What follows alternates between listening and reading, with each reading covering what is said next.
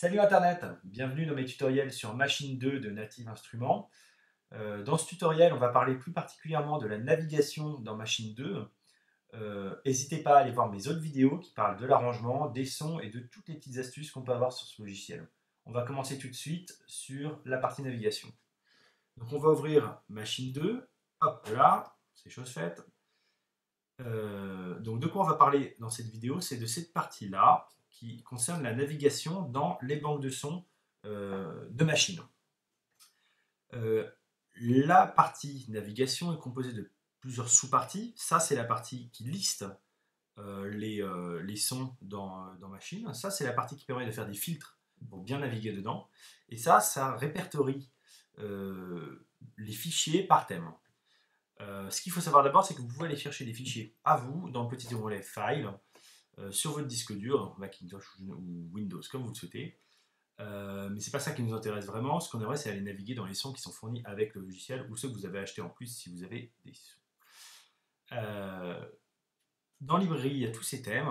On va les parcourir rapidement. Le premier, c'est le thème projet. Un projet, c'est une chanson dans Machine, project. Le second, c'est les groupes. Les groupes, c'est un ensemble de sons, typiquement une batterie, composée du kick, du snare, du clap, du hit, du hat, etc.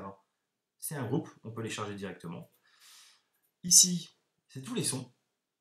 Ça parle de ça. Ici, c'est les instruments.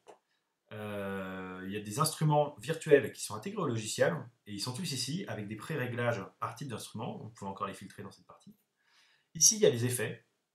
Le chorus, le delay, le compresseur, tout est réglé ici, et vous pouvez les intégrer directement en glissant, déposant dans vos projets. Ici, il y a les samples, que vous pouvez toujours trier. Donc là, par exemple, on va essayer de prendre un sample drum, clap, hop, ils apparaissent, et on peut les choisir. Alors, ce qui est intéressant dans cette navigation sur Machine 2, c'est qu'on peut parcourir les sons assez rapidement et les charger très rapidement dans notre projet. Donc, dans une autre vidéo, je vous parle de cette partie. Là, tout de suite, je vais vous montrer qu'on peut très rapidement charger un son. Donc, on va essayer de le faire tout de suite. Par exemple, ici, hop, on a le son numéro 5 et on veut lui charger un nouveau son. Alors, comment on fait ça? Et ben, on prend, on glisse et hop, c'est fait. Notre lumière s'allume. Et on a notre clap qui est arrivé sur notre pad numéro 5. Façon encore plus rapide de le faire, c'est la première petite astuce que je vais vous donner, c'est ce petit bouton en bas à gauche, et si on l'active, le sample se charge automatiquement dès qu'on le sélectionne. Regardez, hop, notre clap a changé, et notre son numéro 5 a changé de clap. Elle est un peu dangereuse, cette option, attention, essayez de la désactiver quand vous ne l'utilisez pas, parce que si vous naviguez dans le projet, vous allez retrouver, hop, voilà, à changer un son alors que vous ne le voulez pas. Donc là, vous faites Edit, Undo.